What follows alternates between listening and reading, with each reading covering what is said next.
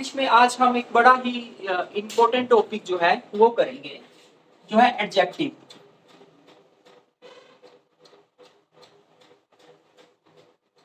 कौन कौन से एडजेक्टिव हैं जो हमें पेपर में आते हैं, ठीक है जी, ये हम करेंगे।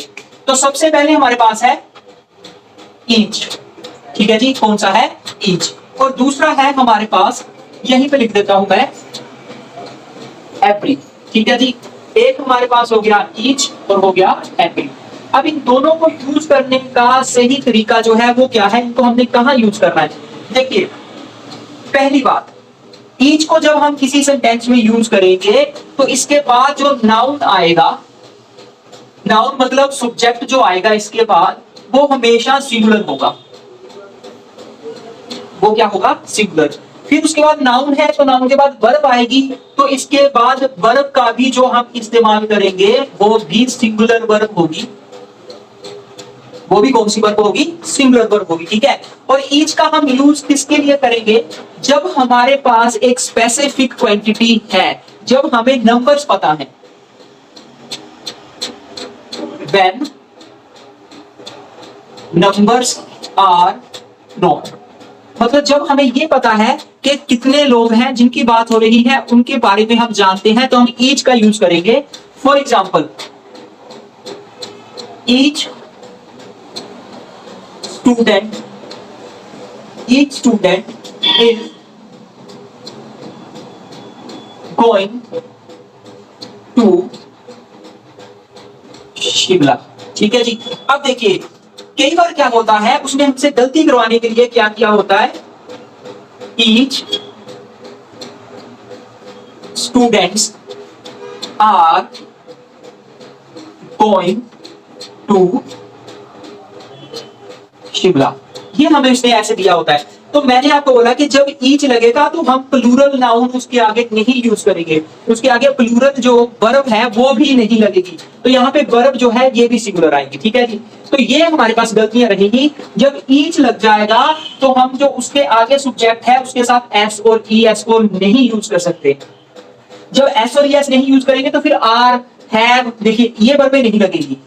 आर हो गया, हैव हो गया, वर्ब हो गया, ये वर्ब इसके साथ नहीं लगेगी। इनके साथ हमारे पास सिंगुलर वर्ब ही यूज की जाएगी, जैसे इज हो गया, फिर उसके बाद आई है तो ऑब्वियसली एम लगेगा, वो आई के साथ ईच नहीं लगेगा। फिर उसके बाद है हमारे पास हैज हो गया, वॉज हो गया, ठीक है जी। हैड तो दोनों के साथ ही लगता है। तो ये चीजें आपने इसके साथ याद रखनी है कि ईच जो है इसका हम यूज कहां करेंगे? जब हमारे पास स्पेसिफिक नंबर जो है हमें पता है कि कितने हैं।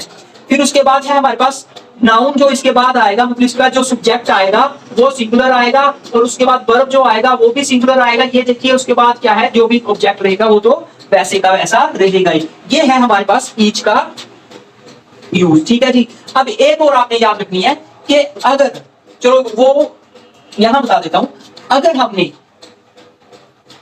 ईच ऑफ यूज करना है, ठीक है जी, अगर हमने क्या यूज करना है, ईच ऑफ यूज करना है, फिर इसके साथ हमारे पास जो है प्लूरल, इसके बाद ईच ऑफ है, फिर इसके बाद जो हमारे पास सब्जेक्ट होगा ये प्लूरल हो सकता है। सब्जेक्ट कौन सा हो जाएगा? प्लूरल हो जाएगा। जैसे ईच ऑफ द गर्ल्स। अब जब ईच ऑफ लगा है तो आगे गर्ल्स आ जाएगा। अगर ऑफ नहीं लगा होता फिर आगे गर्ल्स नहीं आना था, फिर गर्ल ही रहना था। Each of the girl. अब इसके बाद फिर प्रॉब्लम ये है कि इसके बाद हम लगाएंगे कौन सा वर्ब, कौन सी लगाएंगे? तो इसके बाद जो वर्ब रहेगी वो सिंगुलर ही रहेगी। इसके बाद जो वर्ब लगेगी ये सिंगुलर ही लगी। ये दोनों फॉर्मूले आप लिख ले, जैसे each of the girl is coming here, ठीक है जी। ये आपने याद रखना, कई बार पेपर में ये आ जाता है, ईच ऑफ द गर्ल्स लिखा, आगे उसने फीलिंग्स ऑफ टाइम दिया है, हम सोचते हैं कि गर्ल्स है तो यहाँ पे आर लग जाएगा, वहां पे आर नहीं लगेगा, वहां पे लगेगा इज, ठीक है जी। ईच है तो उसके साथ वर्ब जो है वो सिंगुलर ही रहेगी। ईच के बाद सब्जेक्ट प्लूरल आ सकता है, ईच के बाद सब्जेक्ट कौन सा आ सकता है? प्लूरल आ सकता है, लेकिन वर्ब जो रहेगी वो हमेशा ही सिंगुलर रहेगी। ईच के बाद ऑफ है तभी प्लूरल नाउन आएगा, उसके बाद जहां सब्जेक्ट होगा, ठीक है जी। क्योंकि ये सब्जेक्ट ही है, नाउन भी है सब्जेक्ट भी है, लेकिन उसके बाद दोनों ही कंडीशन में वर्ब हमारे पास सिंगुलर ही रहेगी। मतलब ईच सब्जेक्ट प्लस वर्ब, तो वर्ब जो है हमेशा सिंगुलर है, वर्ब क्या है, सिंगुलर है। सब्जेक्ट जो है ये प्लूरल भी हो सकता है, सिंगुलर भी हो सकता है। प्लूरल कब होगा, जब हमारे पास ईच के बाद ऑफ लग गया, ठीक है जी।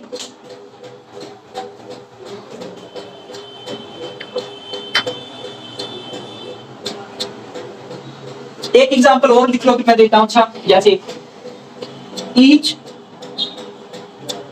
Student gets prize. अब देखिए ईच स्टूडेंट, अब वहां बच्चे ज्यादा हैं लेकिन हमने स्टूडेंट लिखा क्योंकि ये जो है, ये जो ईच और एवरी है ये डिस्ट्रीब्यूटिव एडजेक्टिव्स हैं जो ग्रुप में जो चीजें हैं उनको एक एक करके बता रहे हैं। इसका मतलब ये हुआ कि हर एक छात्र को प्राइज मिला, ठीक है जी। तो बात एक की हुई है ना कि सभी की हुई है, तो इसलिए यहां पे हमने क्या किया है, ईच का प्रयोग किया है। एवरी जो है, पहले तो हमें ये पता होना चाहिए कि एवरी जो है इसका यूज कहां किया जाएगा। तो एवरी का यूज किया जाएगा जब एक मतलब मास के लिए, किसके लिए किया जाएगा, मास के लिए। जब हमें हमारे पास ज्यादा लोग होंगे, कितने हैं हमें ये नहीं पता, ठीक है, तब हम किसका यूज करेंगे, एवरी का यूज करेंगे। For example every seat was occupied, every seat was occupied, ठीक है। अब देखिए इसका मतलब है कि हर एक सीट जो है वो ऑक्युपाइड कर ली गई थी, मतलब वो जो है उसके लोग बैठ चुके थे। अब कितनी सीटें ये नहीं हमें पता, लेकिन जब हमने यहां पे लिखा था ईच स्टूडेंट गेट्स प्राइज, तो हमें पता है कि कितने स्टूडेंट हैं जिनको प्राइज मिला है। तो ये है ईच और एवरी का यूज, ठीक है जी। पहले तो हमें ये क्लियर होना चाहिए। अब फिर उसके बाद है, यहां पे भी सेम ही फॉर्मूला है, every plus singular noun plus singular verb. यहां पे भी हम वही जो है फॉर्मूला यूज करेंगे जो हम पीछे यूज करके आए हैं। यहां पे सिंगुलर वर्ब लगेगी और सिंगुलर ही हम इसको इसके साथ नाउन का यूज करेंगे। जैसे every candidate was given a certificate.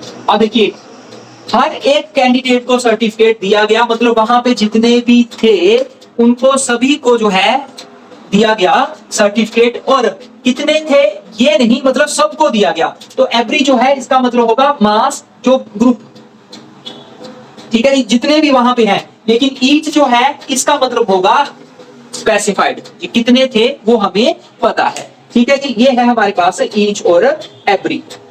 इधर और नीदर का यूज जो है वो कहां हम करेंगे, ठीक है। पहले तो हमें इनका मतलब पता होना चाहिए। इसका मतलब होता है इधर जो है एक, मतलब कोई एक, इसका मतलब है कोई एक, और इसका मतलब होता है दोनों नहीं, कोई नहीं। इसका मतलब हम इसलिए वो नेगेटिव के लिए यूज करते हैं, और ये होता है कि उसमें से एक। For example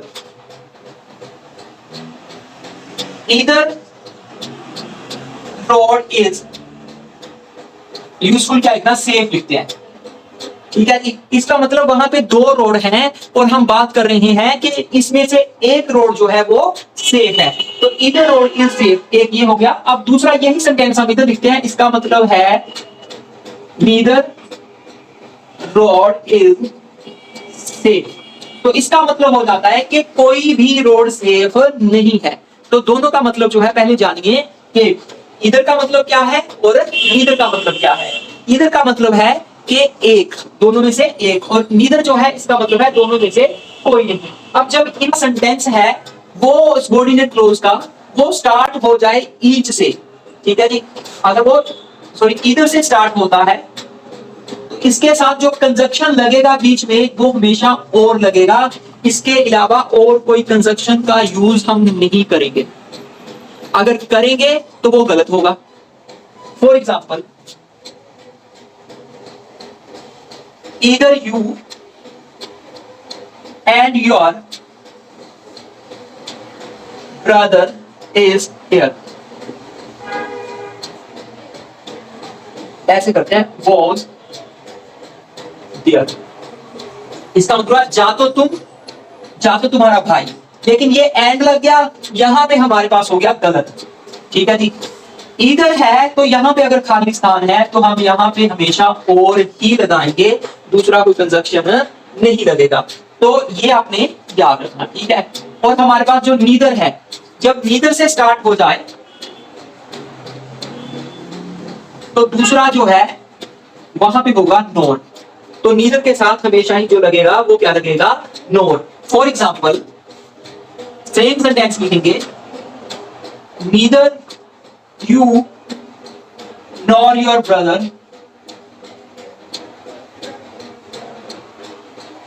was there, neither you nor your brother was there, मतलब ना तो तुम ना तो तुम्हारा भाई वहां पे थे।